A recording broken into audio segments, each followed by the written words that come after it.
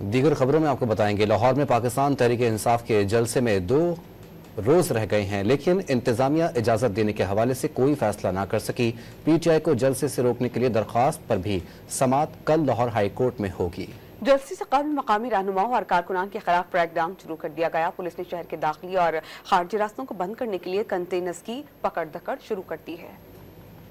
لاہور میں پاکستان تحریک انصاف کے جلسے کے حوالے سے ضلعی انتظامیہ کوئی فیصلہ نہ کر سکی۔ پی ٹی آئی نے 21 ستمبر کو مینار پاکستان پر جلسے کے لیے اجازت مانگ رکھی ہے۔ ذرائع کے مطابق ڈپٹی کمشنر کی جانب سے پولیس سے جلسے کی اجازت کے لیے مانگی گئی رپورٹ کو بھی 2 روز گزر چکے ہیں۔ دوسری جانب تحریک انصاف کو جلسے کی اجازت نہ دینے اور جلسہ رکوانے کے کیسز کی سماعت کے لیے لاہور ہائی کورٹ میں 3 رکنی بینچ بھی تشکیل دے دیا گیا جو جمعے کو سماعت کرے گا۔ 3 رکنی بینچ کی سربراہی جسٹس فاروق حیدر کریں گے جبکہ جسٹس طارق ندیم اور جسٹس علی ضیاء باجوہ بھی بینچ میں شامل ہیں۔ عالیہ حمزہ نے تحریک انصاف کو جلسے کی اجازت نہ دینے کے اقدام کو چیلنج کر رکھا ہے جبکہ ایڈوکیٹ ندیم سرور نے تحریک انصاف کا جلسہ روکنے کے لیے درخواست دائر کر رکھی ہے۔ دوسری جانب لاہور میں تحریک انصاف کے جلسے سے قبل مقامی رہنماؤں اور کارکنوں کے خلاف کریک ڈاؤن شروع کر دیا گیا۔ پولیس نے غازی آباد، شاہدرہ، ہربنسپورہ، ڈیفنس اور دیگر علاقوں میں چھاپے مارے۔